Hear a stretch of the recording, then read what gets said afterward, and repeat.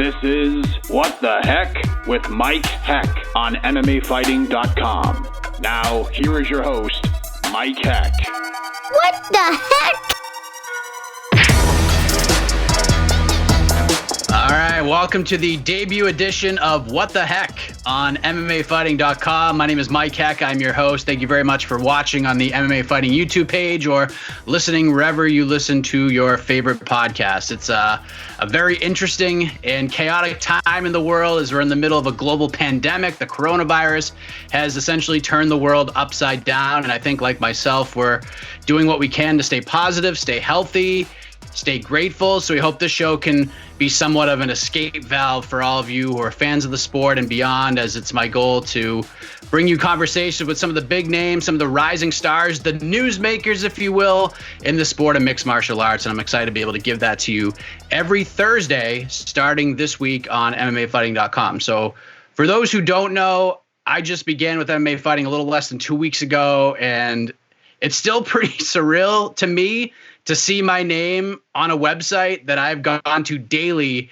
for so many years now. I mean, I come from a broadcasting background, was on an afternoon radio show as a host for a local radio station here in Western Massachusetts, where I'm recording right now. And on the side, I was interviewing fighters, freelancing, and just grinding away because I've always enjoyed talking to really anybody involved in this crazy sport of ours, building those relationships, etc. So to be able to have this opportunity to be a part of this incredible team at MMA Fighting, it's something that I am very appreciative of and something that I will never take for granted. And I remember when I announced the news on my first day with the company, there was one comment that stuck out to me. It said, "Congrats, but just don't suck." And for some weird reason, that comment is still ingrained in my mind because I've wanted a chance to show the world what I can do for a long time. And my plan is to suck as little as possible for everybody, plus add a great lineup of shows, or add to the great lineup of shows we already have here at MMAfighting.com, like the A-Side Live Chat,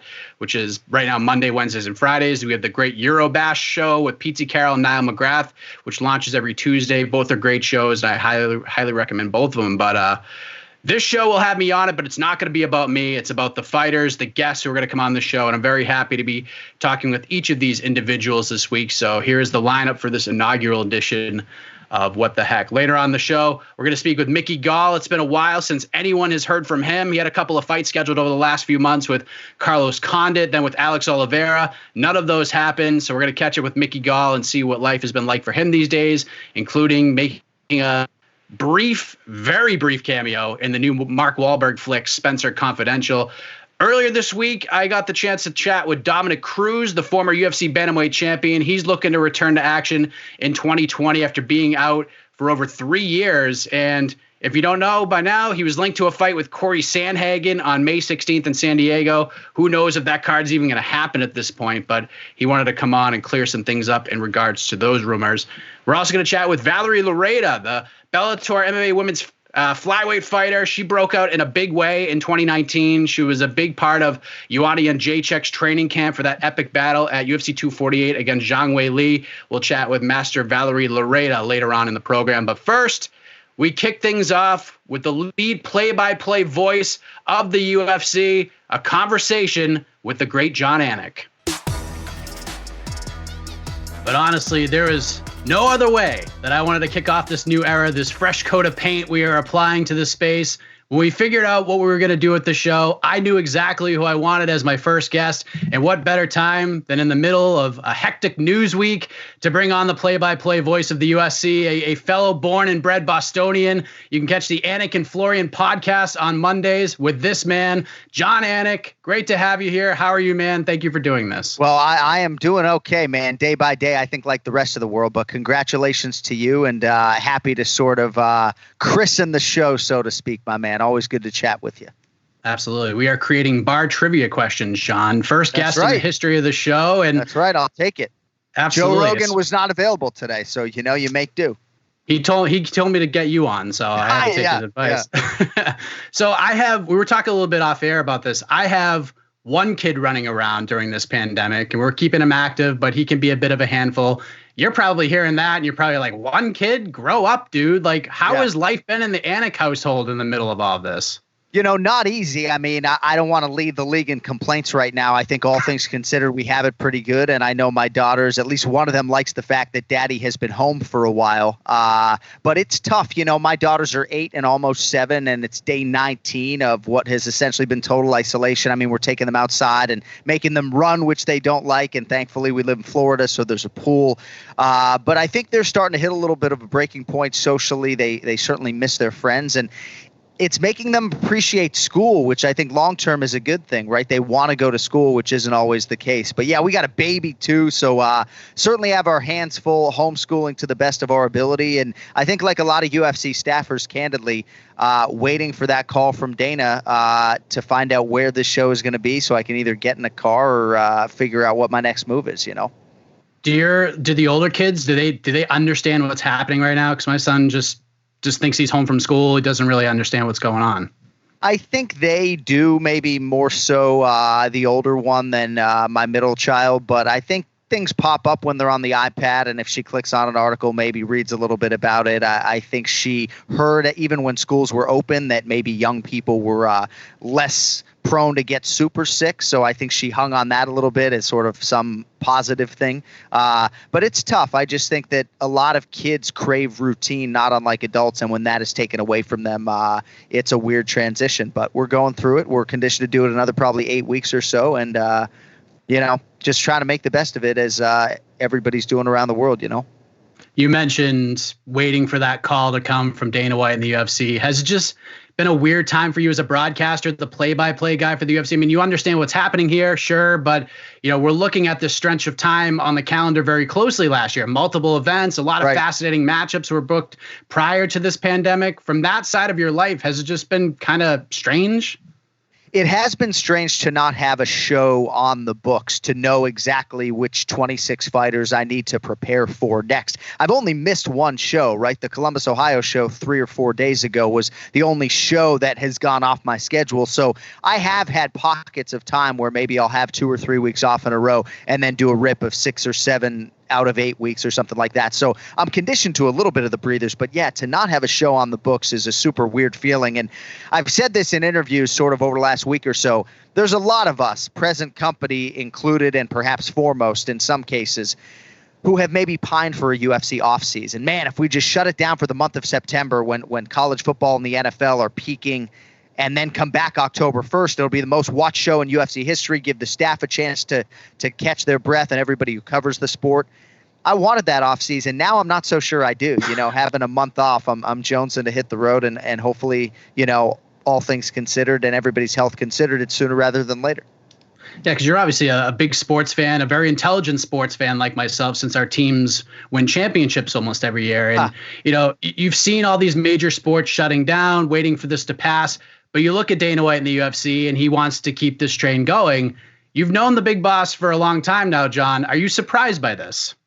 No, not at all, right? He's bullish. He's relentless. He is in pursuit of this fight for more reasons than one. I mean, I don't have to sell your audience on the magnitude and the importance of this singular fight in terms of UFC lightweight history and UFC history overall. But when you couple that with the backdrop that it's been made 5 times, you can understand why there's a huge promotional urgency to make sure this fight happens on April 18th. Now that it looks as though Khabib Nurmagomedov is not going to be able to get out of Russia, maybe I'm a little surprised that they still seem to be all in, because all indications are that fight has gone away.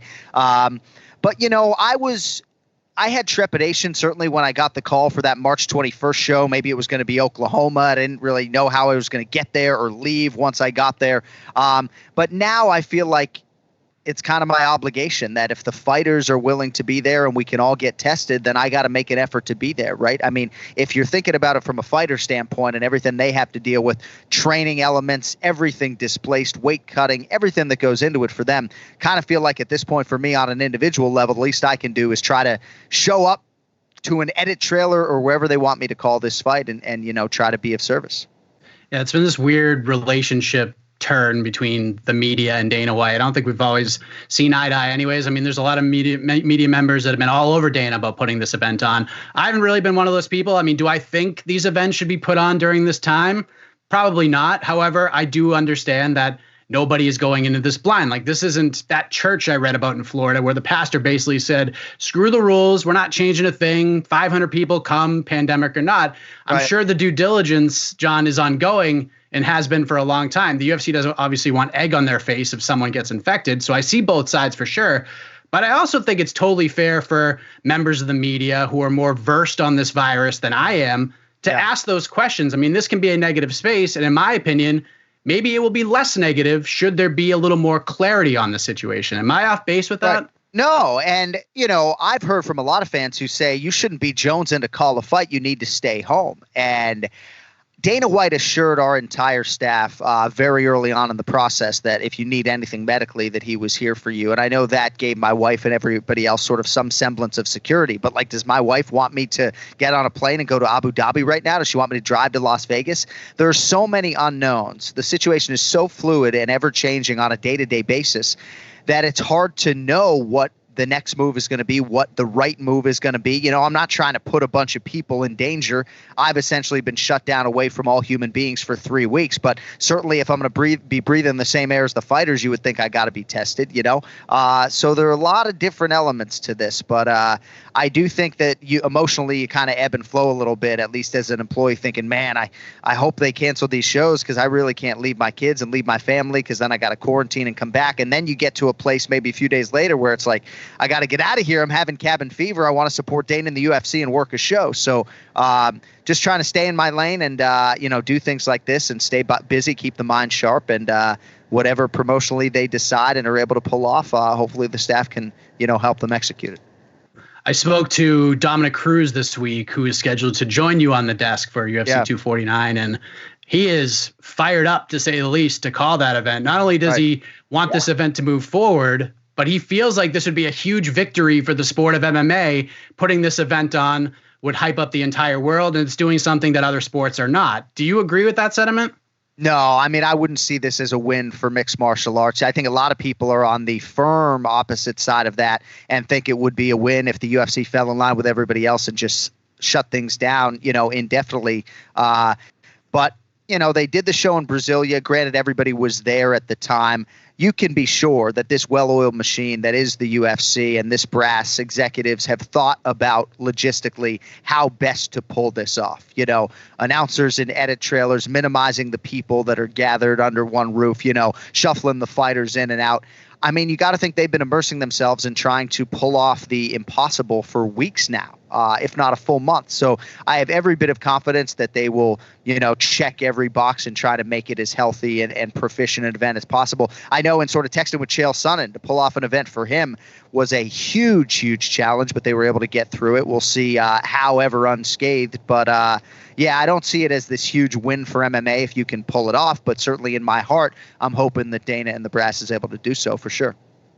We may not have had any fight cards in the last couple of weeks, but the news cycle hasn't slowed down at all. You mentioned Khabib Nurmagomedov pretty much stuck in Russia. The chances of that fight with Tony Ferguson happening pretty much slim to none at this point from all senses of it all.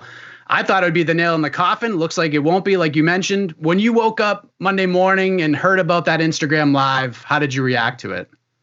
Well, I can't say I'm surprised by any headline waking up. It's almost like you open your cell phone or whatever your news feed is, and you're just hoping that there isn't something terrible in terms of the death toll or anything else. But I was surprised, I guess, because I thought Khabib was moving closer to maybe where the fight was going to go down. And I think that's the danger in all of this. And the fluidity of it is such that it does change in 24 hours. And I think Khabib thought he was getting ahead of it and probably in retrospect should have stayed put. But again, as we're sitting here, Mike, on March 31st, we don't know if this event's going to be in the United States. We don't know the extent to which Justin Gaethje was preparing for April 18th. I have heard from one of his teammates that he has been in the gym. And you got to think that if anybody was tabbed as a backup or told to get ready even before the coronavirus reared its ugly head, it was Gaethje. So we'll see if he's prepared. We'll see if he accepts the fight. What's the upside for Tony? I think the biggest disappointment for me in all of this is that Tony Ferguson somehow, some way, April 18th is not going to be competing for an undisputed UFC championship. The fact that it might be an interim belt again just seems totally absurd with the body of work that Ferguson has put on paper. But there are a lot of athletes that want to fight. We talk a lot about this singular fight, but all too well, Mike, we got 5 fight cards from March 21st through April 25th. And there are a lot of big names and high-profile athletes littered across those fight cards. So, the cupboard certainly is not bare. There are a lot of high-profile guys who want to fight on April 18th, and we just got to see if they can sort of make it align. I feel like medicals are going to be an issue. There's so many hurdles to get to April 18th, but hopefully we can get there. Yeah, I thought it was really interesting to see some of the names that sort of stepped up to the plate yesterday. Tyron Woodley and Colby Covington want to fight each other. Dustin Poirier threw his name in the hat. Even Kamaru Usman and Jorge Masvidal have raised their hands to compete on that card. There are fighters out there that, they need to fight to put money in the bank and pay for camps and put food on the table. This is everything to them. But when you see some of these bigger names who have had some good paydays over the last couple of years, champions, former champions, main event guys stepping up to the plate to fight, what does that say about the sport in your opinion? Well, I think that a lot of these athletes make good show money, and they understand that if in 3 weeks they can show up, they can realize a 6, if not 7-figure payday. So that's certainly part of the equation. I also think there are a lot of high-profile fighters that maybe will inject their name into the conversation, even if they have no intention of competing on April 18th, just to be in the news and to be a part of that conversation. In this day and age, all you need to do as a relevant top 5 fighter at 55 or 70 when this news breaks is push out a tweet, and all of a sudden you're in the mix, and podcasts and shows are talking about you. So I don't know how many of those high-profile fighters really want to fight Tony Ferguson on short notice. You got to think Tyron Woodley certainly is trained and ready to go, but it doesn't surprise me from this roster. I do think to a man, to a woman, most of them do want to fight. I know that's aligned inexorably with the paycheck and the financial gain, but I do think a lot of these athletes are craving the normalcy that most professionals are, and feel like just getting a fight in would give them that normalcy and make them feel like life has resumed course a little bit, I know Mondays on the Anik and Furian podcast, you bring on the great Ray Longo for the Ray Longo Minute, and I know you like to press Ray for a nugget or two on that show when you have the opportunity. And most times he gives you nothing. Sometimes that wheel squeaks just a little bit, John. And I know Florida's been discussed, other places, reservations possibly are in the mix. So from one Bostonian to another, to a guy who used to listen to 1510 The Zone, John, a radio station you were a part of. Have you heard anything at all on location? Yes, but it's not anything that I can share. I can't tell you if it's U.S. or international right now as we sit here, 19 days out, but there have been some conversations. I do think that the UFC is gauging certain staff members to get our appetite to work a show. Would you be willing to work a show? And certainly the answer was yes. I mean, obviously, if the call comes in that's Abu Dhabi, there's a conversation that has to happen with my family before we take that plunge. But we'll see what happens, man. Longo's scared, right? And Longo's never scared. When he's concerned, I'm concerned, and granted, he's in the epicenter in New York, and, we're praying for California and hoping that it doesn't trend on that New York trajectory. Florida, where I am right now, is supposed to be an absolute mess. I know the spring breakers are getting a hard time out there, but I do think statewide down here, when I go out to get my baby boy produce every week or so, once a week, I'm like the only one wearing a mask and gloves. So, I don't know how seriously people are taking it down here. I don't know nationally how seriously people are taking it. Hopefully they are. And hopefully that we can resume our lives in a couple months and not 6 months. But I don't know, man. I think Vegas, from a UFC standpoint, makes the most sense. Find a way to get that Apex opened up and just start cranking some of these shows every few days and, get these fighters what they want. I don't know if you're really in a position to answer this question, but I asked Dominick when I spoke to him earlier this week to rate on a scale of 1 to 10 how likely it will be that UFC 249 happens. He gave it an 8. What say you?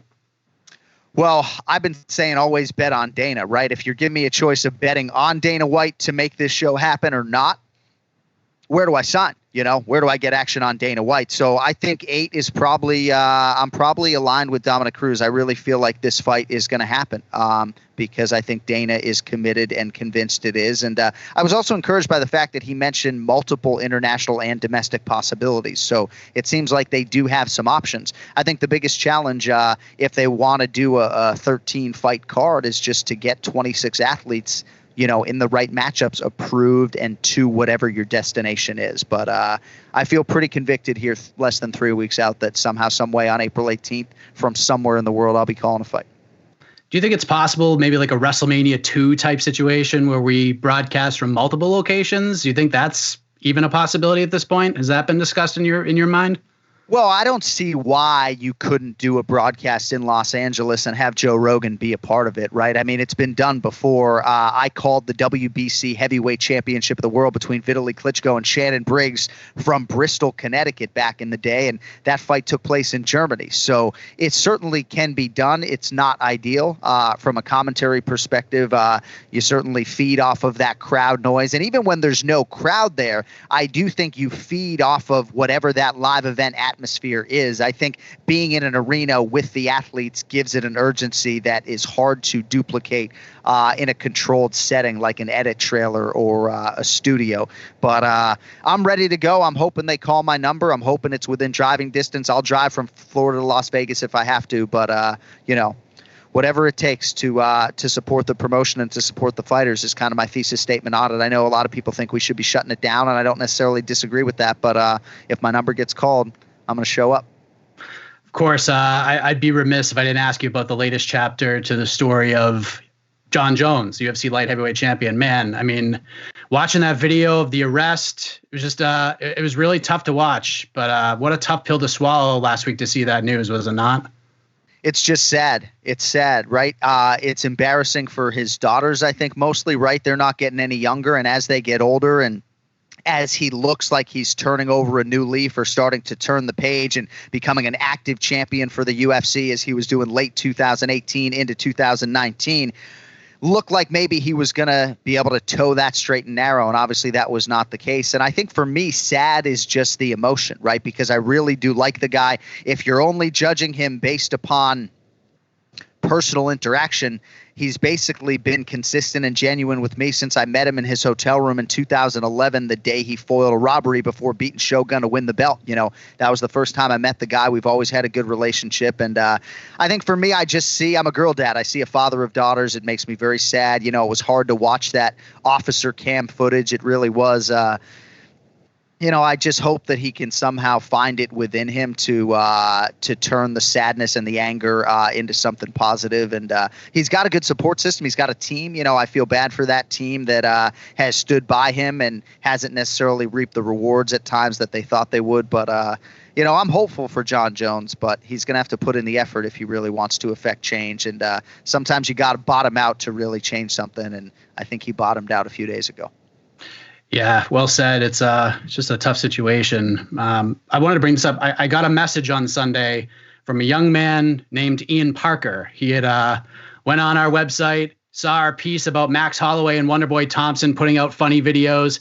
Max did one to the Full House theme. And yeah, now I saw the video you guys did with the Family Matters theme. It was just amazing. But Ian thought we should have given you guys credit first. And I told him I would address this with you on the show. Do you think Ian's out of his mind for even bringing this up to me, or do you agree with him for the first time in the history of ever?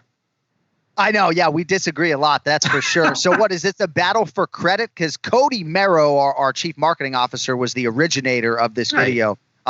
So Ian, it's a battle for credit? Is that what's going on? Yeah, he thinks that we should have credited you guys for doing a video, and then Max Holloway didn't even do the same song. Like, it was a different song. Oh, I understand. Okay, yeah, no, I know there was an NBA on ESPN video that had the exact same song and looked like a straight ripoff. But I try to stay in my lane, Mike. You're saving the hard questions for last.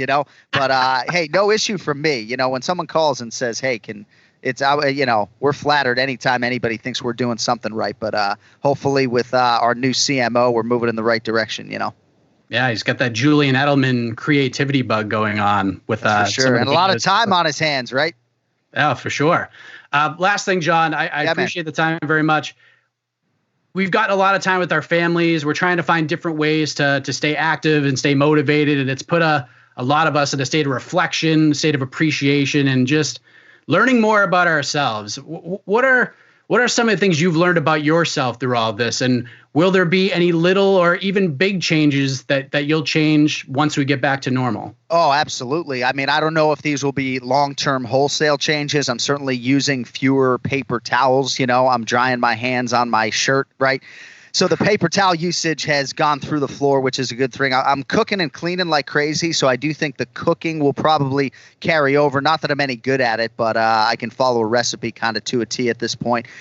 But in terms of the family time, I'm sort of an introvert living in an extroverted world and profession. So I spend a lot of time with my core five, my family of five. So for us, getting that extra time hasn't been an issue. It's been a hugely positive thing. And, I think it's going to be interesting. I am jonesing to like hug a friend, right? Like I think it's going to be interesting going back on the UFC Roadshow, this circus of staff. I show up at an event, hugs and handshakes 50 deep. And now it seems like we won't necessarily have that connection indefinitely or be making that connection. So I think a lot is going to change, at least in the short term. But at least for us, cooking and cleaning for me and eating a little cleaner, we're not ordering out.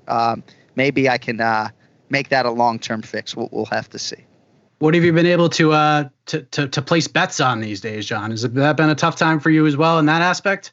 Yeah, I haven't had much action. I mean, horse racing here or there. I didn't bet on Jeopardy despite the tweet about seeing value on the middle contestant plus 175. But I've basically been betting on sports every day in some capacity since the late 1990s. So I need to scratch that itch at some point. But, I had a big win on the Chiefs to win the Super Bowl. So maybe that's carrying over a little bit and making me okay, shutting it down. But I'm not scrounging for horse racing when I wake up every day like some of my contemporaries are. I'll put it to you that way. You're the man, John. I cannot thank you enough for doing this. All the best to you and the family. Stay healthy and safe. And selfishly, I can't wait to hear your voice on a UFC broadcast whenever that day comes. I appreciate the time, man. Always a pleasure to talk with you and to your whole staff. Obviously, I'm a big fan of everything that you guys do and a lot of those folks in front of the camera and behind the scenes. So thank you for having me, and stay healthy and stay safe, especially on the coasts out there of the USA. Right back at you, man. Thank you. All right, buddy. My pleasure. All right, that was the great Jon Anik, ladies and gentlemen. As of this moment, he will be calling the action for UFC 249 on April 18th in location TBD with main event TBD. Crazy times in the world, but it was nice to see yesterday that the fighters who were supposed to compete on that London card around 2 or so weeks ago were being paid their show money. That was great to see for sure, and hopefully that trend can continue. As we move ahead to our next interview, we're going to talk to Master Valerie Loureda. She's trying to keep everyone entertained during these crazy times, but if she can keep evolving and rattling off wins, could be a big 2020 for Valerie Loureda as well. So here's that conversation right now. All right, we move ahead to our next guest. She is a member of the Bellator MMA women's flyweight division. She made her pro debut last year, picked up just an emotional finish win of Colby Fletcher at Bellator 216, followed that up with an absolute banger of a fight against Larkin Dash, picking up a unanimous decision win at MSG back in June. Let us introduce Valerie Loureda. Valerie, how are you? Hi, guys. I'm good, and you? Very honored and happy to be here with you guys today. Well, thank you for being part of the show. The first question is, how are you doing in the middle of this coronavirus craziness we have going on? If people follow you on social media, they know that you're trying to at least make the most of it, but how are you dealing with everything going on in the world right now? Honestly, I'm extremely happy. I'm living my best life. My training has completely changed, obviously, because American Top Team is closed, but I'm making the most of it. And more importantly, I'm spending time with my family at home. And I think this is a good break that all of us needed. Also, it's time to heal up my injuries and get my weight down. So I'm just really recovering mentally and physically until this quarantine's over. When we're in these positions, oftentimes we play around with different things. We try to learn new things, try things we wanted to try but haven't had the time to do yet. Have you had the chance to dive into anything new since we've been on this lockdown of sorts? Honestly, so I filmed a reality show last year after my second Bellator fight. And on that show, I learned about social distancing, right? So all of this is happening. And I'm very used to it, and I think this is the healthiest thing that could happen to a human being. Obviously, it's very unfortunate all the people that have passed away because of the coronavirus, but being at home, a little break from the sport mentally and physically, I think it's very relaxing. Spending time with my family is very important. Not going out of my house because my mom has underlying conditions and my grandpa's 90 years old. So I'm just really trying to stay home, just do different physical activities. I've been doing F45 with my sister. I've been running a lot. It forces you to open your eyes and just adventure into brand new things because all we know is fighting. How is the rest of your family handling everything going on? Are they scared? Are they frightened? How's that been going? The thing is that my family situation is a little different because my mom is a leukemia survivor and she had a bone marrow transplant. So although her immune system is better now, it will never be the same. And my grandpa's 90 years old at home. So I'm just being very careful with them. And I've been staying in my apartment in Coconut Creek in order to just avoid anything that maybe could interfere with their quarantine. But I've been going back and forth, making sure they're okay. But honestly, my mom has an underlying condition, my grandpa as well, my little sister has asthma, so I'm just being extremely careful with them. Well, fighting obviously runs in the family. Your mom seems like a fighter. How motivating is that for you, seeing the fight that she's had and being able to overcome all of that?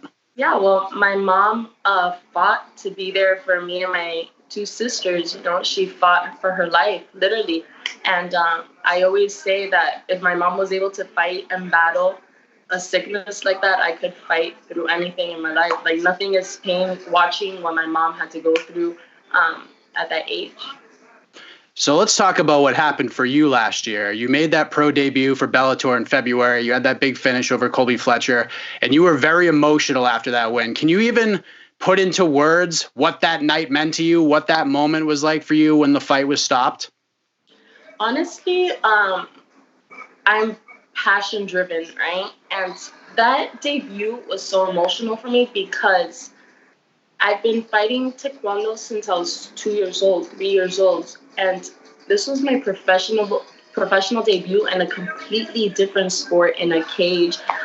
Really, that was a moment that I proved to myself that you have what it takes. You could fight in an octagon and you love the crowd, you love the audience, you're an entertainer, right? And to open a main card as my professional debut is unheard of. And I did it with a first round knockout. I mean, the lights, the cameras, I love it. The pressure, I perform well under pressure. And that was the most emotional day of my life. And I was able to spend that with my dad. And my dad, of course, was crying too. Like, this is our team. We're the Loureda family.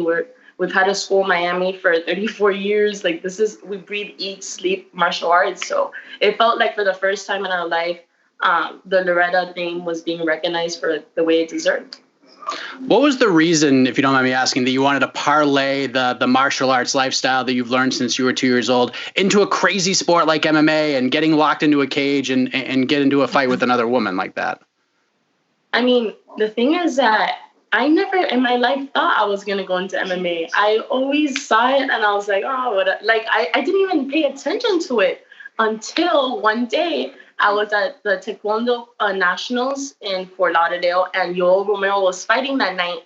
And I think I saw Michelle Watterson, or there were some girls fighting on the card, and my sister was sitting next to me, and I looked at the screen, and I remember I had goosebumps. I was upset. I looked at my sister, I go, Nati, I could do that, Nati, we've been doing martial arts. I'm like, Nati, that's easy for me. I could do that easily. I knew I had no grounds, but the thing is that growing up, my dad, he used to put us to wrestle and stuff. So I had some grounds background when I was little. A lot of people don't know that.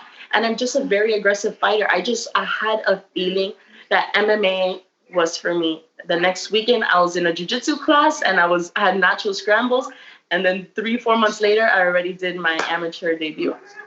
So your pro debut is kicking off a main card, and then your second pro fight, you're fighting at Madison Square Garden. Now, I'm a lot older than you are, Valerie, and I've been hearing about the mystique and the greatness of MSG since I was a little kid. Athletes dream about competing at Madison Square Garden. As a 20-year-old at the time, did MSG have that same glamour, that fascination in your eyes heading into that fight? Just knowing that idols like Muhammad Ali have fought there, I wake up and I look at his poster every day.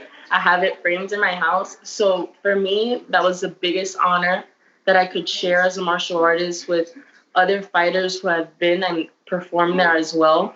But I didn't let the Madison Square Garden aspect of it get to me. You know, I thought of it as any other fight. I was honored to have the opportunity to perform in the world's most famous arena in the world.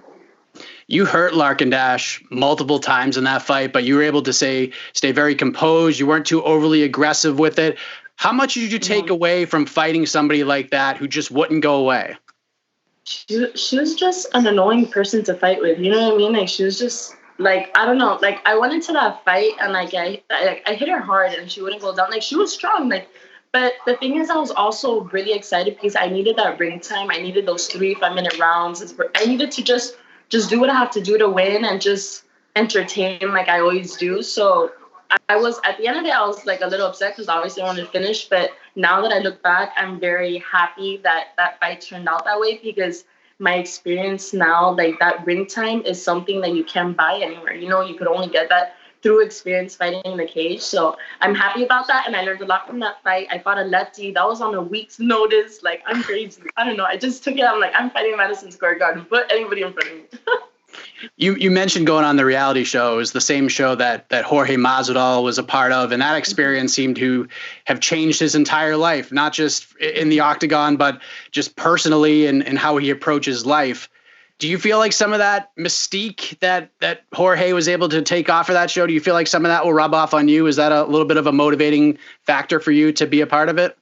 I mean, when I spoke to Jorge about it, it's just like, the thing is that on the show, you're completely isolated, right? So you have no communication with your family, with anybody. You're there and like, you don't even have martial arts to train with. So like, you make the most of it. Kind of like what we're doing now in quarantine is what I went through on the show, right? So it just being away from reality for 3 months allows you to really understand and recognize what do you want in your life. Like, what is it that I'm passionate about? Like, where do I want to get to and how am I going to do it? You know, and you learn to appreciate and value things that you don't have anymore. For example, I was there in Exatlón punching the trees and stuff, and all I would think about was like, I wish I had a boxing bag, a kicking bag. I was able to take my gloves. My gloves were broken up everywhere. Like, it just teaches you a lot about life and appreciating the little things. And I remember when I first got off the show, all I wanted to do, like, I remember my first kickboxing class when I got back, like, I got eliminated on a Sunday and they flew me down. And on Wednesday, I showed up, like, by surprise to American Top Team.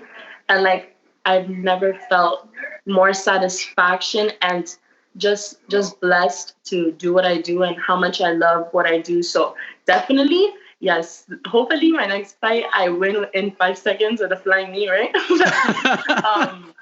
I'm just really looking forward to being in the cage because this is what I love. This is who I am. Because you were supposed to fight on that January card against Tara Graf. Supposed to, yes. Yeah, can you talk about what happened there? No, I had an injury while on the show. I had an injury on my left foot and they couldn't clear me. And apart from that, I sprained my MCL. So I was a little messed up. And plus, mentally and physically, I had gotten back from the show at the end of November, right? And then I hadn't seen my family for 3 months. I hadn't seen, I got back, it was my sister's birthday, it was Christmas and stuff. And for the first time, I was like, okay, Valerie, you need to fix your injuries and not fight like that crazy and spend time with your family. You know, you just went on a show, like, I was beat up. I was on antibiotics. Like, it was just a lot for me to handle. And a lot of, like, looking back in the show, like, I had just gone through war on a separate show. So when I got back, I'm like, wait, I need to chill. I need to start training the right way. Like, I can't just go into a fight like that, especially if I was injured. So I made the decision, and I hate doing this, but I had to back out of the fight. And I wanted to fight now, but not all of this. So I don't know. I'm taking it day by day, and I'm doing the best I can. But honestly, I'm happier than I've ever been in my life. And I'm doing a lot. My weight's good. My training's good. My knee's getting 100%. So I'm doing well. So it's almost like a blessing to you don't want to pull out of fights. It's kind of a bummer, but at the same time, it's more of a blessing for you, was it not? Of course I wanted to fight in the Forum. I was so excited. I was there. I was like, well, I'm injured, but I want to go. So I went, and Cyborg was on that card. So I was really happy for Bellator. That's amazing for us, and Cyborg's with us. So Nothing else. I was really sad. It was bittersweet, but I had to do what I had to do for myself for the first time in my life and not please everybody but me. We saw Bellator just cancel their next 3 events. They canceled the event a few weeks back at Mohegan Sun, hours before it was supposed to start. And Scott Coker's been universally praised for how he's handled this situation. What have you made with how Bellator has been approaching this year with COVID-19 compared to, say, others in the space? Let me tell you, and I will say this from the beginning, I am die-hard Bellator. Like, apart from Scott Coker, like, just everybody in the production, everybody that works for Bellator, like, they treat their fighters so amazing. I am so grateful for the way they've treated me in this year that I've been with them. And when I saw what Scott did to his athletes, like, he is such a respectable man, and I just look up to him so much. And I'm just so honored to be one of the fighters under his roster. But what he did is amazing, and I feel like every other person and every other organization should be treated the same way, because we're fighters, this is the way we live. And like, a lot of them have kids and stuff, and like, this is like, they literally live off of fighting. So without this, a lot of people don't have jobs. Some people like work at night too, and they train in the mornings, and now they don't even have money from their fights. So I'm just trying to help as much as I can, and I'm so proud of Scott and Bellator and that whole organization. Like, I love him to death. I'm super loyal to Bellator, and I will be for a very long time. And nothing, it's just Scott's the best. He's the best of the best. So you feel they're doing the right thing here because, on the other end, we're lacking entertainment, we're lacking sport, but, Bellator is jumping the gun and just putting the brakes on like every other sport's doing. So you obviously agree with what they're doing? Yeah, I agree with it. Everybody's situation right now is really different. Like, how do you expect fighters to fight if we don't have a training camp, if we don't have training partners? You don't know what partners you could trust. The weight as well. A lot of people are in quarantine. Like, you have to keep up training to maintain that weight low, So it's a lot of aspects that go into being a fighter that are removed from our lives right now. And I just think it's very hard for any fighter, and even to fight like that without an audience, like, that's crazy. I would not be able to. I don't think so. I mean, I would do it if I had to, but just fighting without an audience, like, I live for the audience. Like, this is what I'm doing it for. I'm a performer, So I don't know. It's very hard, but I know we're all gonna get to do this. You were in the news recently because you had come out to defend your teammate Joanna Jędrzejczyk after that incredible fight with Zhang Weili at UFC 248. Just a epic battle. Joanna, obviously was worse for wear, and you know how fans in the sport can be sometimes. The memes are coming out, and you came out and defended her. But, from a fighter's perspective, how motivating was watching that fight between Zhang Weili and Joanna Jędrzejczyk? Because that was one of those fights that people are just going to be talking about for a long, long time. Honestly, I did every sparring with Joanna for that camp, and I was her main sparring partner for that camp with Mike Brown and Cattell and stuff. And just knowing like how much I put of me, like, I gave her my 100, I gave her all of me because I really wanted her to perform the way she did, So it didn't matter if I was not on weight, if I was overweight, if the night before I didn't sleep, if I was exhausted, I would show up Tuesdays and Thursdays and I would give her all of me because I knew she needed me really bad. So that fight was more emotional for me than anybody else because we cried together on the mat. Like, we were hurt together. Like, I would go home with bruises everywhere, and Joanna would be like, let's go, you're champ. Like, you know what I mean? Like, we have a very different bonds. Like, I've never trained with anyone that trains like me, like Joanna. Like, Joanna and I, like, we train alike. We just understand each other. We can curse at each other and like hug each other after because I just gave her my 100%. So watching her performance in the fight was the most like beautiful thing to me because I idolize her. I look up to her so much. She gives me so much advice. She always tells me I'm going to be the next champ. Like, we just understand each other. So that fight just motivated me more than anything. I mean, I did all those sparrings. I got experience from Joanna, like that Joanna's one of the best fighters in the world. Like, that experience I got, nobody could give me. Like, those rounds I would do with her every Tuesday and Thursday. So that fight for me was another level. And then obviously when she finished the fight, like, I know how she looks like, and I completely get it. And I know, like, people are, like, fans are fans, on Twitter, they're terrible. Like, they're going to destroy or whatever. But I feel like it got to a certain point after a while that, like, that's it. Like, we're female fighters. Like, if I was in her position and I finished fighting the way she did, and people, all they were talking about was the way she looks, like, I would have been pissed. Like, I don't know. I feel like we should stop criticizing people. Like, that fight was the most entertaining fight, like, ever. Like, that's another level of entertainment. And I just felt bad because of the way they were making fun of her. Joanna's beautiful, you know, and we're female fighters. Like, no girl wants to be criticized about the way they look. So I went crazy on Twitter for a little bit. And I'm sorry, but I had to do it. I love her to death. I respect all female fighters. What we put into this sport is not anybody could do it. It's very specific people who could do what we do, especially as females. It's so hard on our body, like the toll it takes on our body.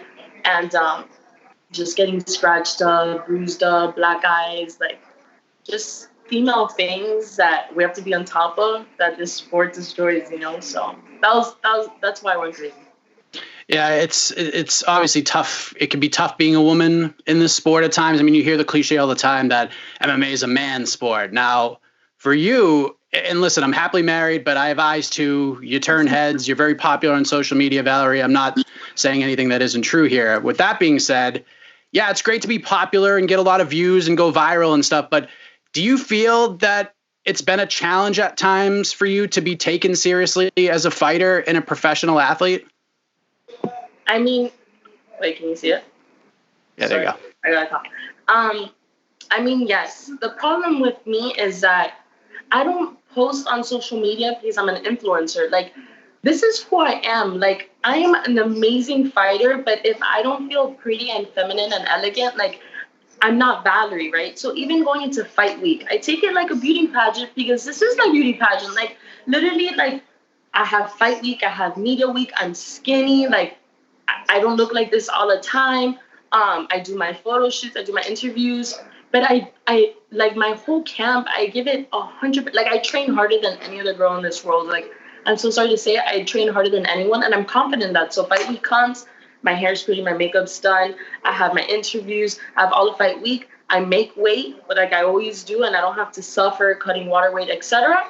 And the next day, I go out to fight with my eyelash extensions, my hair done, etc. But that's who I am. Like, why can't I be both, right? And people sometimes are like, oh, she's just a social media influencer. I'm like, no, like, I've been fighting since I was 2 years old, okay?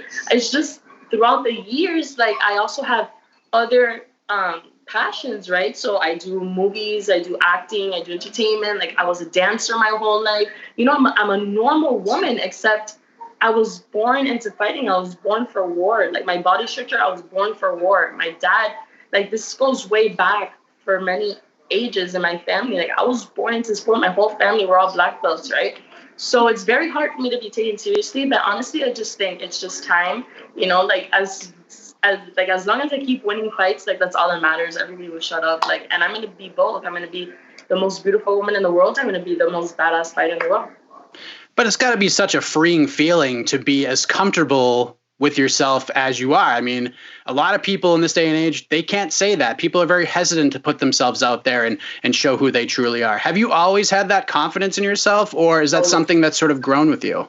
No, always. Until a little girl, I've felt a feeling pulling me, something calling me, like, Valerie, you're meant to be something big. Valerie, keep pushing, keep pushing. So since I was little, like, all my friends going out partying to their proms, etc., and I was always training taekwondo, training for an Olympic dream.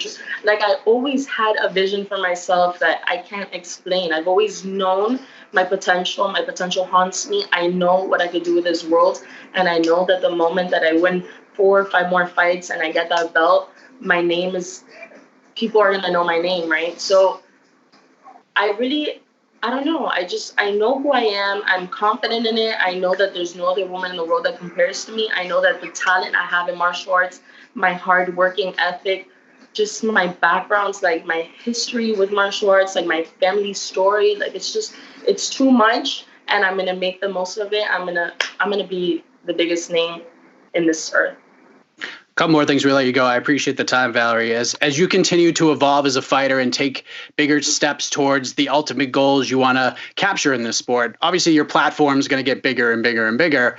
What would you like to use that platform for once that happens? Once you reach that status you want to be at, what would you like to do to maybe give back to martial arts, to the people, to the fans? Have you thought about that at all? Yeah, of course. I mean, I always walk out in my taekwondo uniform. You know, my Bellator fights, I always walk out in my taekwondo uniform because I represent taekwondo. You know, a lot of people criticize it. It doesn't work in the cage, etc. But then everybody's copying me the next week, right? Everybody wants to do what I do. So my goal is to make it on a platform like I have that's going to allow me to influence the lives of everybody in the world. But apart from that, I just want to be a role model and example to other kids, and especially young girls like me, like who feel like they could be judged for pursuing a passion that is in a male-dominated industry, etc. Like, look at me, like I'm 100% like the most girly girl you've ever seen.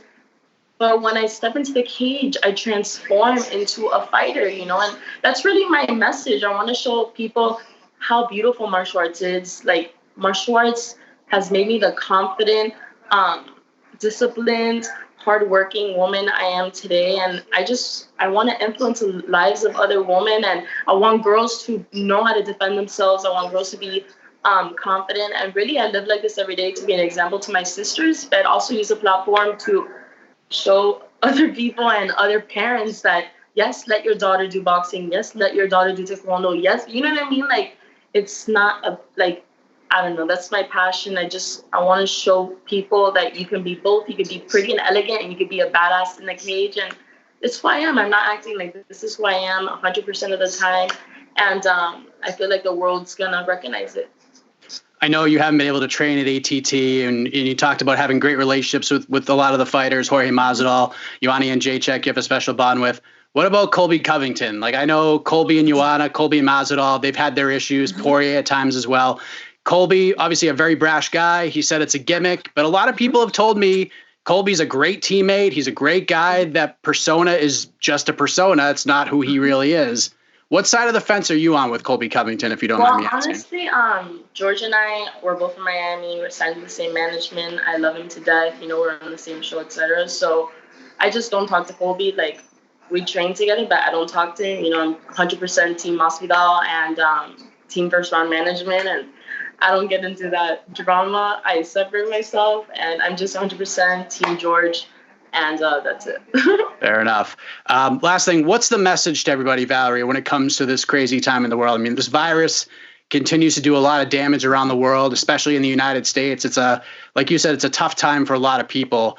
As someone who tries to spread positivity as much as possible, what's the message for everybody to help us get through this crazy time in our lives?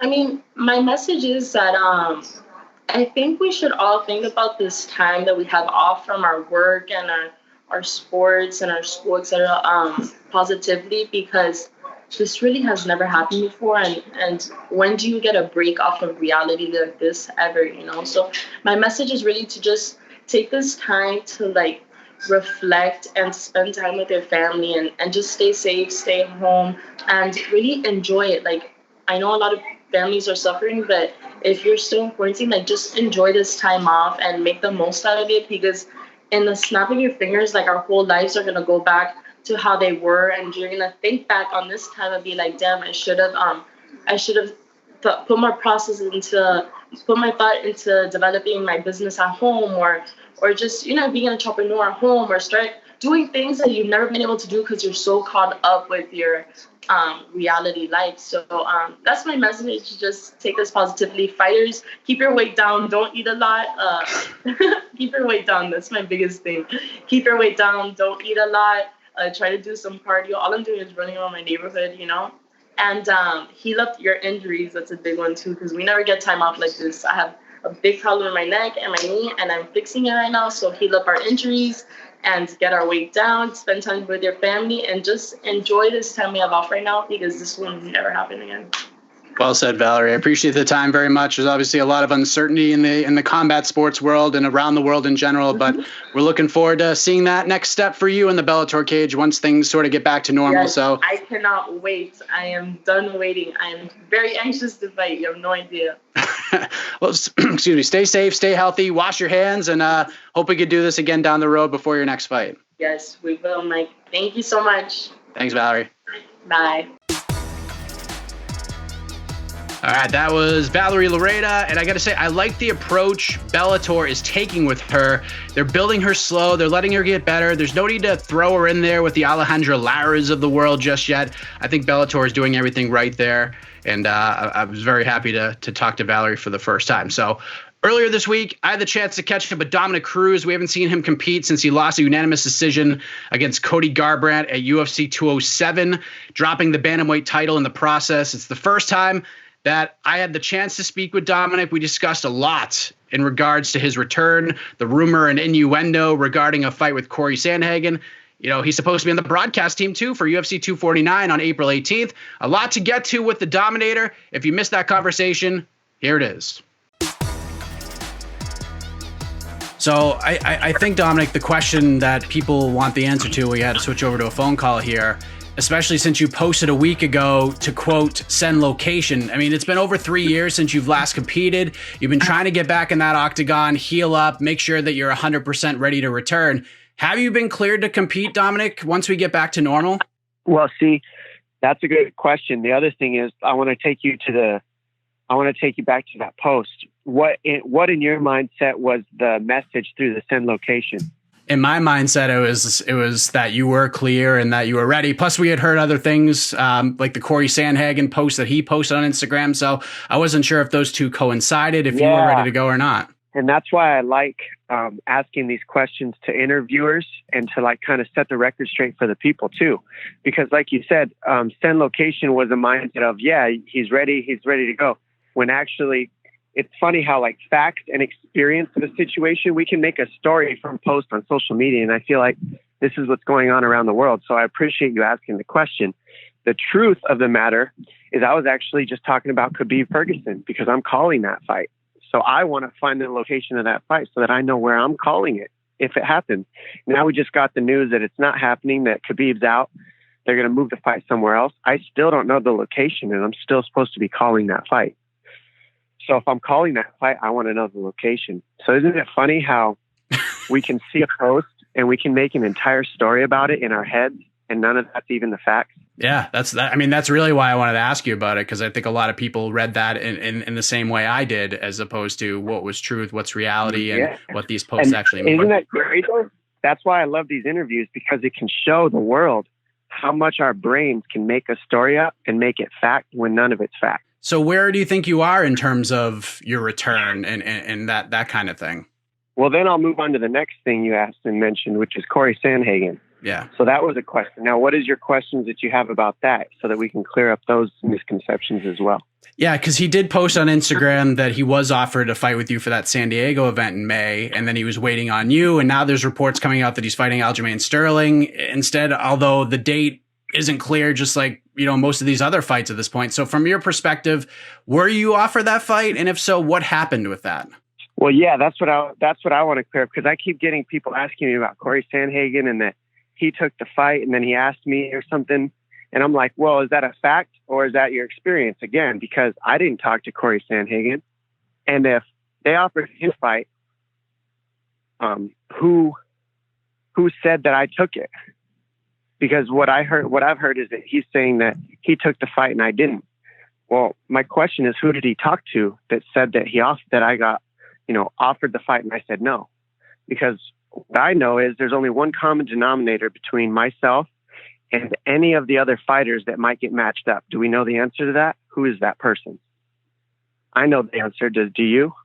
Sean Shelby, right? Right. He's the matchmaker. Isn't that true? Don't we all know that in the whole world? We do. All right. So if Sean Shelby's the matchmaker and me and Corey Sandhagen don't talk, who is Corey Sandhagen getting his information from? He's getting it from the matchmaker. Where else would he get it? He's the only guy talking to the both of us, isn't he? Who else would be talking to Sandhagen if I'm not talking to him? So what Shelby does is he creates fights between the fighters before the fight happens so that he can get himself out of the way. That's my experience. It's not a fact. And what I'm getting from this is Shelby's telling Sandhagen something about me. Then Corey Sandhagen puts it out there and then expects me to bite. But really, it's like Sean Shelby told me in all reality that I said, how do I come back and get a title shot the fastest? And he said, you can get a title shot if you fight Peter Yan. And I said, all right, I want that fight. And he said, well, technically, that's a harder fight, so you get a title shot right after it. But we don't want to give you a title shot right after, so we will give you Sandhagen before we give you a title, before you get on. And I was thinking, well, I want a title shot. I don't want to just fight somebody. I'm not here to fight. I'm here to fight towards the title. So I would fight anybody. Let me get the title shot after that fight. Peter Yan's the guy. So I said, yes, I'll fight Peter Yan. He said, well, Peter Yan's fighting Moraes. I said, well, then I'll fight Moraes or Peter Yan. Because those are the direct lines straight to the title. Those guys, I get a title shot. That's what I'm in this for, not to fight 13 times beforehand. Now, if you're going to have me, if you're Sean Shelby, and you're going to have me fight a bunch of times before, okay, then I'll do it. But I'm going to take the fight when I'm 100% lined up, sharp, and ready. My right, still building, I'm still getting my timing, I'm still getting my repetition on the sparring. As you see drills, I'm still drilling and getting sharp. So I'm going to fight in 2020. The real question, I think, is how do I get a title shot right after I fight somebody and come back? I want to fight somebody, and after that fight, let me go through fight the best guys. Now, Sean Shelby saying all this other stuff to different fighters and not telling me about it. It's like you offered me Peter Yan to get a title shot, and then you switched it up. That's the truth. I never said no to Sandhagen. I never would. I don't say no to fights. What I said no to was not fighting Peter Yan. I want to fight Peter Yan. I want to fight Moraes. I want to fight for the title after I fight one of those guys. If you need me to come back and get one fight before I fight for the title, give me that guy you need me to fight before I fight for the title. Well, thank you for clearing that up. So I guess time frame wise, there's so much going on right now, so it's hard to even pinpoint it. When are you sort of thinking in terms of looking at the calendar, when you'd like to return, if all sort of lines up the way you hope it will? Well, I always want to do that. Like, we always want to go into the future, right? There's no peace in the future, is there? Because anybody know what's even going to happen in the present? We're in a virus pandemic right now. And it's funny to me that everybody wants to know what's going to happen in the future. We don't even know if I'm going to have a job. You don't even know if you're going to have a job. Why are we talking about my future fights? Realistically, we need to come together and figure out how to keep the sport going, not Dominick Cruz fighting. How do we keep MMA moving is the question for me. That's what matters to me, because I am part of MMA, but I can't fight. Khabib can't fight. Tony Ferguson can't fight. Nobody in the UFC can fight until we beat this virus situation. It's shut down. We have one fight coming up, and one of the main events is already out. That fight was going to be the biggest fight ever, in my opinion. I was so looking forward to it. It's already shifted. How do you feel like this is being handled right now? Because I understand like both sides of the equation. Like, I understand why Dana White wants to try to move forward with these events, give us a sense of normalcy, give the fighters something, so they can make money and continue to provide for their families and households and things like that. But on the other end, you're right. We're in the middle of a pandemic and a virus. And, a lot of people feel like we should be waiting till that comes and goes and we get back to normal here. How do you feel that this is being handled in your opinion? Well, I think it's being handled exactly the way that you need to. I think there's a couple ways you can look at this. One, you could say, well, some people are probably saying, you're supposed to be on lockdown. Well, as far as I know, when this fight goes forward, they're going to follow the rules of the lockdown. There's going to be very limited people. This is going to be on television. So you're going to have the two athletes fighting, maybe commentate. This is not a fact. I don't know anything. The UFC hasn't told me anything.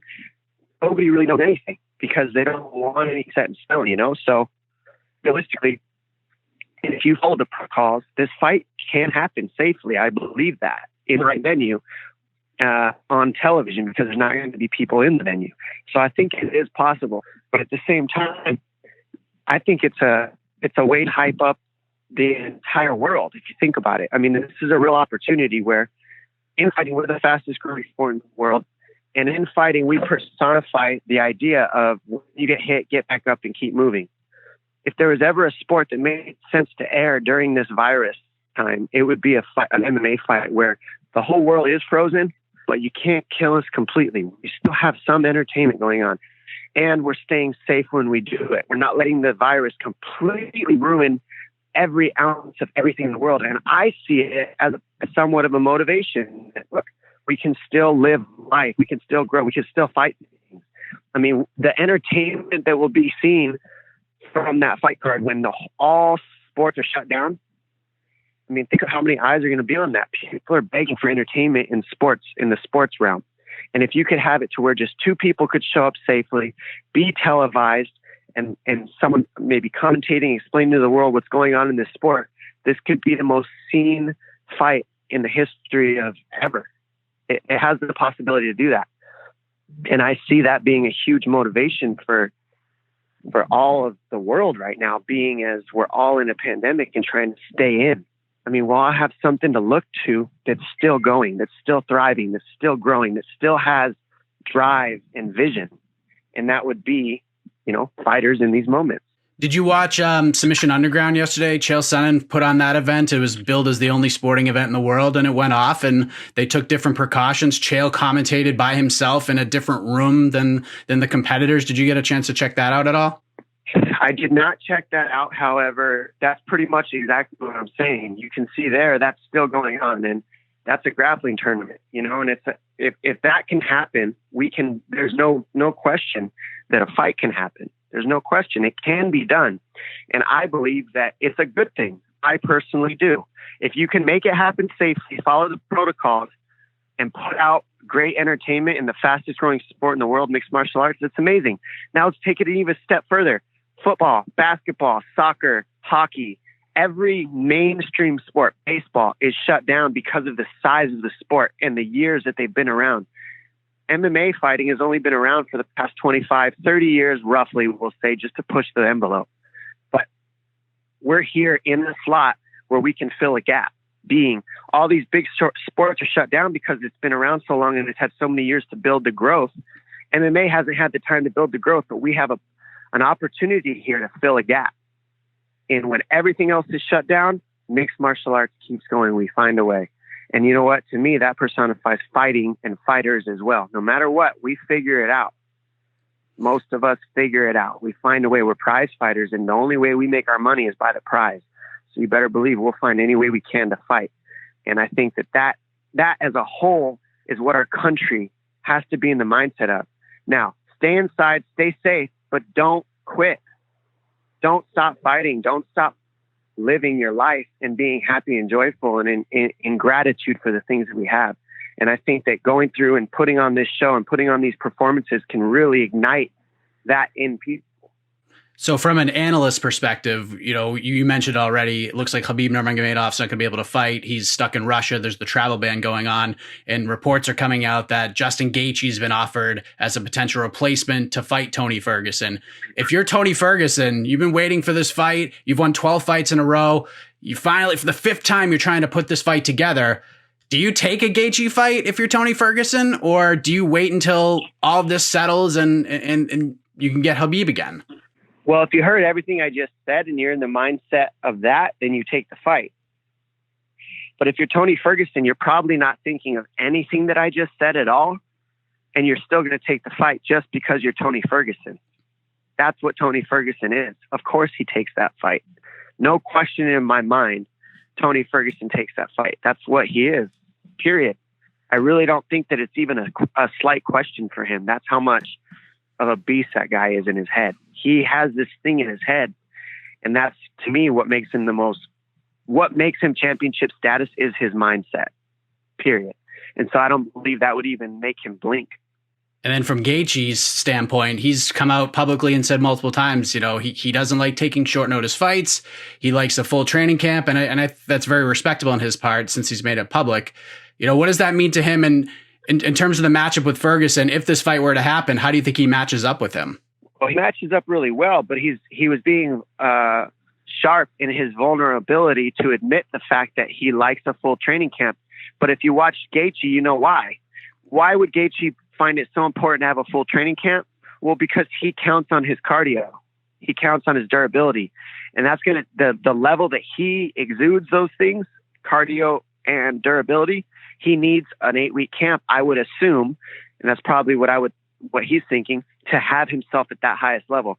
So to take a 5-round title fight on short notice against Tony Ferguson, unless he's been training in case this fight didn't come through, which is a possibility.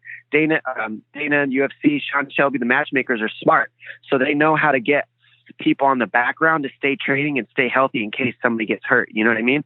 So if that was happening, I think Gaethje would be great for this. If he hasn't been training, if he says so himself that he doesn't like taking short notice fights, I would say from watching film, that's my guess as to why. He likes to be in extremely good shape and push the cardio envelope on people. Well, if there's one guy you're going to need that cardio envelope, it's going to be against Tony. So I think it's a harder fight on short notice for Gaethje than it is for Tony. But Gaethje definitely matches up extremely well with Tony, but even better if he gets a full training camp, 100%.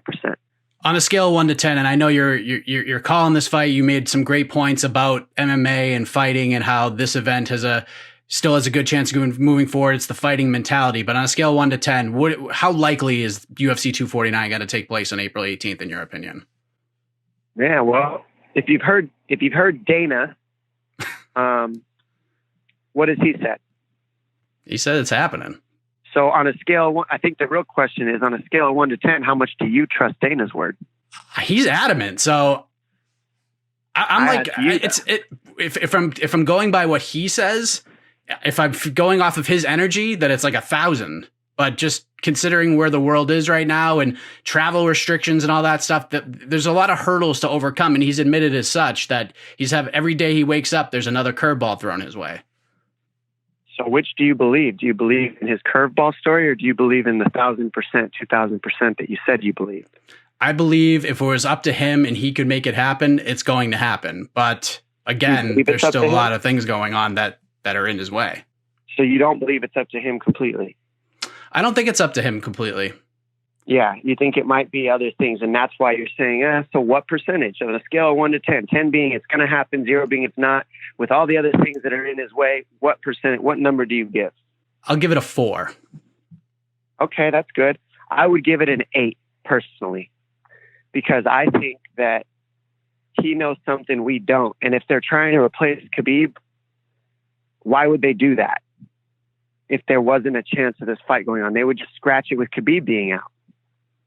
That's what I think. So, and I think that Dana has enough connections, and we've seen him with Trump. I mean, if he's not talking to Trump right now, I would actually be a little bit surprised, or finding some way to communicate with how to make this event happen.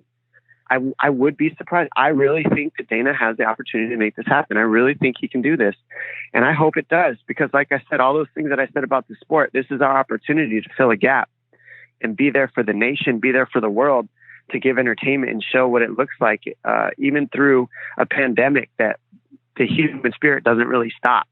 Ever. Never really quit. A couple more things before we let you go, Dominic. I mean, there's just so much to talk about because you wear so many hats and you come from different perspectives when it comes to fighting and in the UFC. But I'd be remiss if I didn't ask your thoughts about the big news from last week, Jon Jones and everything that's going on with him. That video of him being arrested was really tough to watch. What was your reaction to that news? Well, like you said, it was tough to watch, you know. I'm actually going to put out a statement about that today, and you can look it up on my social media. So make sure you go to DominickCruz.com for exactly that statement. And then we'll end on a brighter note. I wanted to get your take on this. Last week, or maybe it was like 2 weeks ago, Cub Swanson came out and made a suggestion of possibly putting together like a WEC themed event, kind of like what WWE did with ECW back in the day in the pro wrestling world. I think that would be a really cool outside of the box thing to put together for the UFC. What say you, being a former WEC bantamweight champion? Do you think that's something that would be cool to put together? Would you want to be involved in something like that?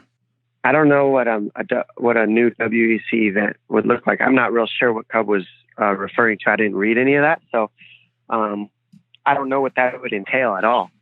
It would look like a WEC event. I mean, obviously it would be, sort of like the UFC did with the 25th anniversary special. They kind of made it look like a throwback to the old days. They had the posters made up in a certain way and maybe just do the weight classes that were featured in WEC and just make it have that kind of a feel. Oh, okay. I mean, I'm not opposed to it. I think it's a way to highlight the lighter weight classes, which are now shining more than ever, I would say. The 135-pound weight class is more on fire than I've ever seen it in the history of any of the sport, really. I think it's one of the toughest divisions in the sport right now. And it wasn't like that for, a lot of years as it was growing, and now it's grown. Now it's big and sharp. So I think 35, 45, 25, it's good for those weight classes, being as they're kind of newer. Why would anybody be opposed to that? We've done the numbers in the WEC. It would kind of put the WEC on highlight and show that we were some of the best fighters in the world before we became the best fighters in the world in the UFC. And it would kind of highlight our careers before we got there. Because realistically, WEC fighters were in the UFC. It's just that we were called the WEC, but the UFC owned us back then. Right. So that's why there's even this conversation, is because we've been UFC fighters since the WEC started. Just nobody knew that. This is amazing, man. I could do this for another hour easily. And I can't thank you enough for the time. Great stuff. All the best to you, Dominick, during this crazy time. Hopefully we get a location for you to call this fight on April 18th. Stay healthy and safe, and look forward to seeing you back in the octagon at some point. But obviously we have more important things to deal with right now. Yeah, let's put our prayers out and our positive wishes. And I encourage everybody in the world to stay in something every single morning when you wake up that you're in gratitude for, because being in gratitude, it's impossible to be in fear. And that's the key. Well said. Thank you, Dominick. I appreciate it. Great stuff from Dominick Cruz there. One of the best minds in the sport, no doubt about that. And I felt like I was getting interviewed for most of that conversation, which I appreciate from Dominick Cruz. As we head to our final guest of the show, let's say hello to Mickey Gall. All right, as we move ahead to our final guest of the show, him and I, we've been having these conversations for years at this point, since right after UFC 195, when a promo for Dana White's Looking for a Fight aired on the broadcast, and a young man got on the microphone and called his shot, calls out CM Punk right in front of Dana White, and 3 months later, he made his UFC debut, and has been quite the ride for one Mickey Gall, who joins us on the show. Mickey, good to see you, man. How are you? I'm doing good, Mike. Good to see you, my brother. It's good to see you too. It's great to have you here. How has quarantine life been treating you, Mickey? It's a crazy time in the world, that's for sure. Yeah, it's all right. It's all right. It's funny. You and me, obviously, we go back a long time. Mike Heck, Mick Gall, the Four Letter Boys. We've done a lot of these. But this week, man, everybody wants all the MMA reporters want to talk and do interviews, and I'm like, damn, I don't know what to tell anybody. I don't know when I'm fighting next. I don't know what's going on. I don't know what Khabib and Tony are doing. No, it's like so it's a little bit of a weird time, a little bit of a lull. Yeah, but I'm happy to be here and just chop it up with you and catch up. It's like the good, just going back to the good old times, when life was a lot simpler. Yeah, no, it's very simple right now. Life is very simple right now. Life is very simple. It's interesting. I think not to go conspiracy, dude, but I think there's something else at play here. But I'm hoping that all this stuff will at least make us realize what's important, help us appreciate normal life, and just be hopefully just be everyone be nicer to each other, and just appreciate the small things that we take for granted. Well, I have to know what else you think is in play here, Mickey. Man, I don't know shit. I don't know shit. They don't tell me, but they don't tell us. Who knows, man? Who knows? It could be they could be doing bad. I like to think that maybe they're doing some good, maybe cleaning up some stuff, maybe putting some bad people who've come into power away. But how much of me believes that? Like less than 1%. I guess if I was being objective, I'd probably say there's something a little more darker at play. When is it not? But I'm gonna remain optimistic. Well, that's all we can do, man. It seems a little like a sleight of hand, right? Like everyone's got to stay in their home. We're gonna worry about this thing while what's going on over here. Who knows?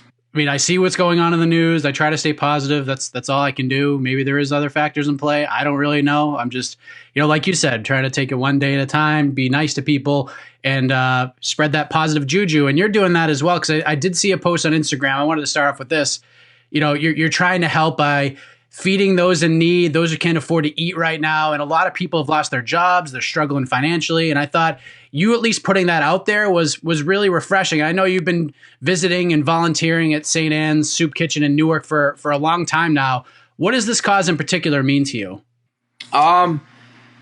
It means a lot. It's, it feels it's rewarding. Like when you give back and when you like are able to, like, you know, when you're able to do, you know, spend your time to help other people, it makes you feel good. I don't, you know, there's not, it's, you know, it sounds funny. It's like, because you're helping them and it's important, you know, it's such a fundamental needing to eat. It's so basic, you know, everyone needs to do it. We do it so many times a day, whatever.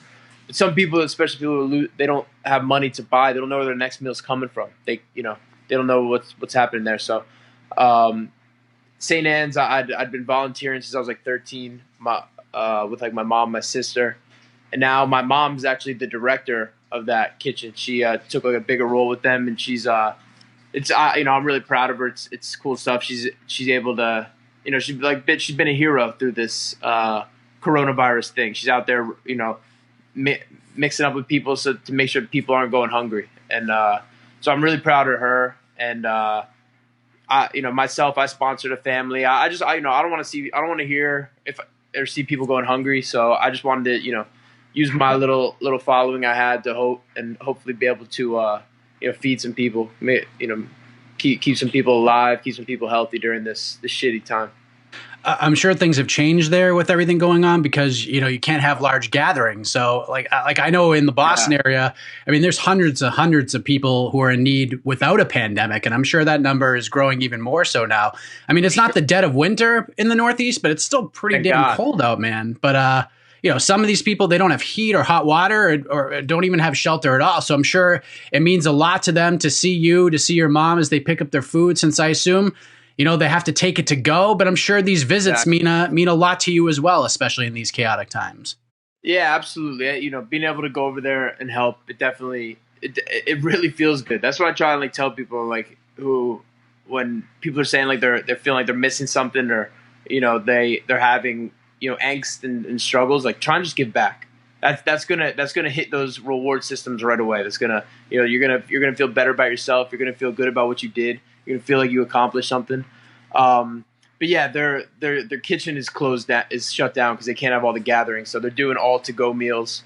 So it's good. It's been going really well. A lot of people have been getting fed, and, you know, for lack of a better word, been kind of saved during this crappy time, where they're gonna, instead of resorting to, you know, doing something worse, they can go get food, and, you know, everybody's happy. One thing I noticed when I saw that Instagram post, like if you scroll down at the top of a lot of your comments on Instagram, you see Chuck Zito in there, Trucky the Enforcer, Frankie Diamonds. Yeah. Like I know you've met a lot of cool people in your day, but have you gotten the chance to rub elbows in person with Chuck Zito? No. Me and Chuck are just Instagram friends more, but I've been a fan of Chuck Zito forever. Who doesn't, you know, everybody kind of like wants to be Chuck Zito. Chuck Zito's a total man's man. You know, he's motorcycle gang tatted up, bodyguard, you know, tough guy. So yeah, Chuck Zito's the man. Yeah, Uncle Chuck. Do you remember your first interaction with him on Instagram? Did he comment on something you did, or how did that all happen? I think so. I think we were like following each other, and just like showing love and stuff. He always puts up cool shit. And yeah, he just just Instagram friends. This is a cool world, man. I kind of resisted it a little bit at first. Not the Chuck Zito thing. Just even the Instagram world, because it's weird. Because like if you don't know people in person, it's like, how do I really know you? You know what I mean? But it's cool. I've been able to, like, you know, make other connections and reach out and make some good friends through Instagram. The last time we spoke, you were coming off the win in Newark, and you were getting prepared to fight Carlos Condit in Washington, D.C. And as everybody knows right by now, Carlos was injured, forced out of the fight. You know, it's a part of the fight game. Injuries happen, but man, how disappointing was that for you? Because I know how much you wanted that fight. Yeah, it sucked. But you know, it's all good. I got bigger plans than that. I was just a stepping stone along the way. It would have been awesome, but you know, I'm okay with it. That's not gonna make or break me. So, you know, I'm cool with it. I'd say I moved past it now, but yeah, it sucks, man. It's the worst, and who knows? It'll probably happen again that I'll lose an opponent. You know, it's a crazy sport that we do. but yeah, I'm happy. I hope he's doing well. He's a true legend, and dude, I've looked up to, and a lot of people in my generation looked up to. So it would have been an honor. It would have been an honor to get in the ring with him. Once the news came out, I'm sure you saw this, but everybody and their brother started calling you out, wanting to replace Carlos. And I didn't even tell you this. I had fighters texting me, asking me about it, which was pretty bizarre and surreal. And I was like, what are you talking about? Like, what am I going to do? But, as much as you wanted to get in there and compete from a business standpoint, I didn't think you taking a fight with a guy making his UFC debut or anything like that after signing to fight Carlos Condit, I didn't think that made a whole lot of sense. Was that how you looked at it as well? No, I wanted to fight. I wanted to get paid and stuff. The UFC didn't. Maybe the UFC didn't think so because they didn't really bring me any of these guys' names. And the UFC didn't present me with any of these guys' names. Like I've heard people being like, yeah, I tried to get that fight with him and he said no. I didn't say no. They obviously didn't think enough of these people to even offer him to me. So it was kind of weird. They at the last moment we tried to make a Cowboy Oliveira fight, and that just kind of fell apart. But that was the only name the UFC floated my way. No one else was offered to me, just Cowboy. What happened with that Cowboy fight? Because they announced it, and then 10 days later they said it wouldn't be happening. I don't really know. It was kind of weird. I don't really know. There wasn't really much reasons given. I'm not really sure. Because then he fought a week later, which I thought was even more strange. Yeah, me too. Well, one thing you've continued to do is get work in other gyms, get some different looks. I know you spent a good amount of time in Ohio over the last few months training with guys like Matt Brown, Mark Coleman, and a host of others. I mean, working with guys like Matt and Mark, two veterans, two guys who have just a ton of fight experience and a lot of life experience too. It's hard not to take something away from each session and each conversation with those guys. Is that accurate? Yeah. That was an awesome experience. Something that we'll be continuing to do. Me and my brother LJ Raboli. We went out there. It was the third time we went out there. And yeah, training with Matt's great. Matt's just as advertised. He's tough, nice dude, but he eats, trains, and sleeps. So we're doing exactly what we're supposed to be doing out there. We're just working, and we're working hard, and that's what we like to do too. So that's great. And yeah, Coleman's a legend too. He's out of his mind, but Coleman's awesome. Always, I like Coleman a lot. I was a fan of him, and I've become an even bigger fan, getting to know him personally. How much has that helped you grow from a mental perspective? Because you've had a lot of great mentors in your life, guys like Jim Miller, David Adib, of course. And then you've gotten with guys like Yves Edwards and Donald Cerrone and a host of others. How much has that helped you grow from a mental perspective, being around all these guys and conversing with them? Greatly. For sure. I'd say, learning skills and mentally, just, how can you not, if you're a young, hungry fighter, how can you not, grow from spending time with guys like that? It's, it's almost like an apprenticeship in some other job. I think it's necessary. You got to go around and mix up with the best guys in the world. And how are you going to be the best if you don't fuck with the best? You know what I mean? So I like to go and spend time with the best in the world. We're in a very interesting time right now in the sports world. And while many leagues and organizations, even combat sports promotions, are hitting the brakes on the calendar, the UFC, they're actively looking to stay the course with everything going on right now. Does that excite you, knowing that Dana and the UFC, they want to give the world a sense of normalcy here? Yeah, I totally get where Dana's coming from. And I think he's right. If you can test the fighters, put us in a cage. We don't need an audience, but let's put something on the TV, something that people can do and stuff like that. I'd spoken with Dana, and he I'm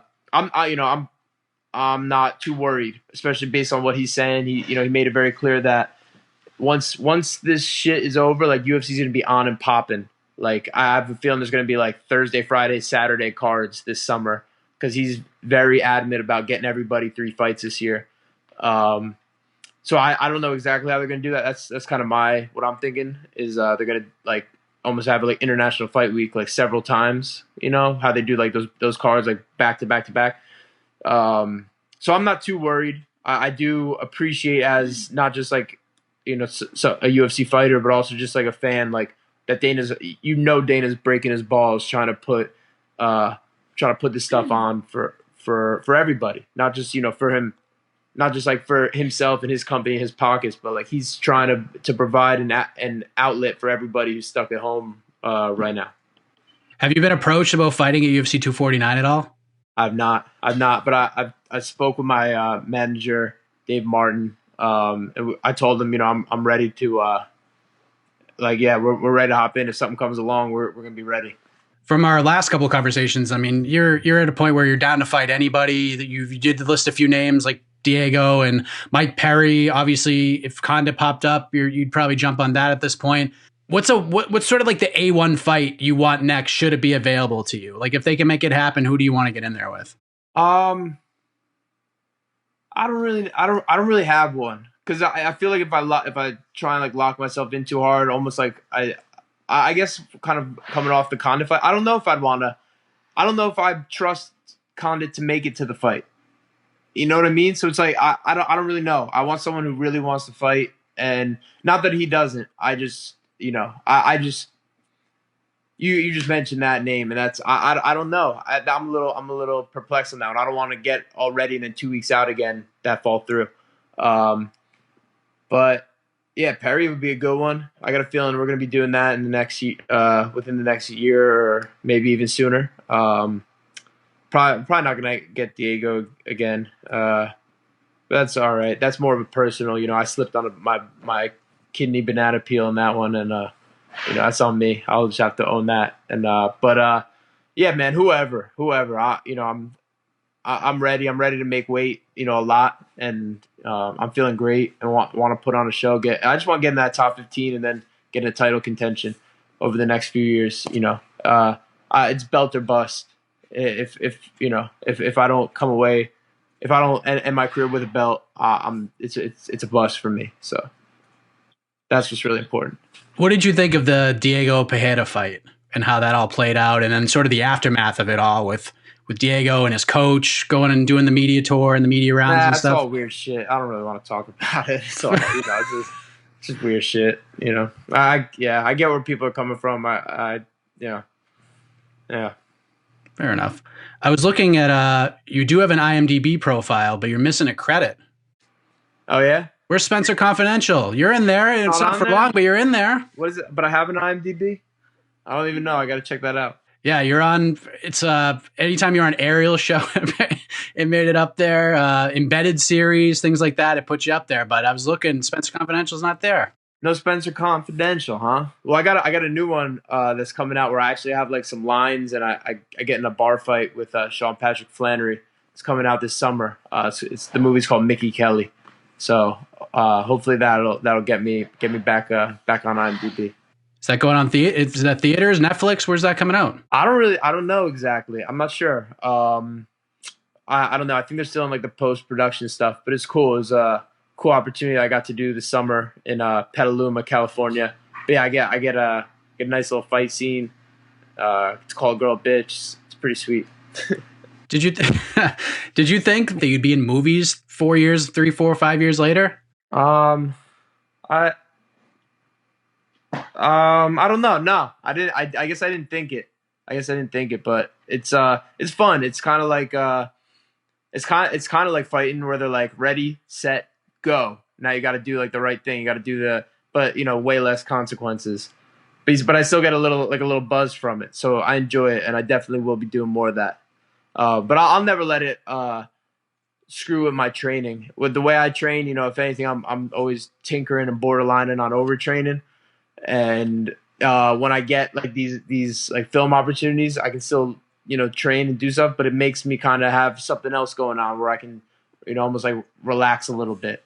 So I really enjoy these. I know people might be, and who cares? I don't care. People are always going to have their opinions, but might think like, oh, how could you got to focus trust me, my focus is undeterred, but these are nice little extra things that are cool. Do you feel like you've caught sort of the acting bug a little bit? Yeah, maybe something to do after fighting. I think that'd be a cool thing for me to get involved in and do after fighting. But I got some heads to crack and some belts to win beforehand. Last thing before we let you go, Mickey, this is a chaotic time in the world, like we talked about. For anybody watching right now, what's the message for everybody, the fans, the media, people outside of the MMA realm? You know, what's your sort of positive message for everybody to sort of stick together and get through this whole thing? Yeah, I'd say, stay patient. I know we've never seen anything like this before, or I don't even remember hearing anything like this before. I'd say just stay patient, try not to buy into too much of the fear, but at the same time, have a healthy fear and do the right things. Don't be selfish. But yeah, man, I don't know. I just stay patient and just remember who we all are. Remember who you are. Don't let this weird time away from your job and all the things that define you and that you find your identity in. Don't, now that they're taken away and shipped away, don't let it forget that who you are. You know what I mean? I think that's an important thing. Just remember who you are and stay patient. Well said. Always great chat with you, man. I'm glad to see you doing amazing things. It's been quite the road for you and I both. And like I told you, when it came to putting on this first show, I just knew you had to be a part of it. And it means a lot that you would be. All the best to you, Mickey. Stay safe and healthy, and we'll talk soon, man. Thanks, man. It means a lot to me that you would have me. And I'm proud of you. Congrats. I know you're going to keep doing big things in the MMA world. And I think MMA fighting is a great platform for you. So yeah, I'm happy for you. And anytime you want to do this again, just let me know. All right, man. I appreciate the time. Take care, Mike. There he is, Mickey Gall, wrapping up the debut edition of What the Heck on MMAfighting.com. Again, this show is going to drop every Thursday on the MMA Fighting YouTube channel and everywhere you find your favorite podcast. So make sure you drop the old hammer fist on the subscribe buttons. Get those episodes immediately upon release, and of course, all the other great programming on the site, A-Side, Eurobash, etc. With that being said, that is it for this very first show. Thank you all very much. You can follow me on Twitter at MikeHeck_JR. Until next week, have a heck of a week, everybody.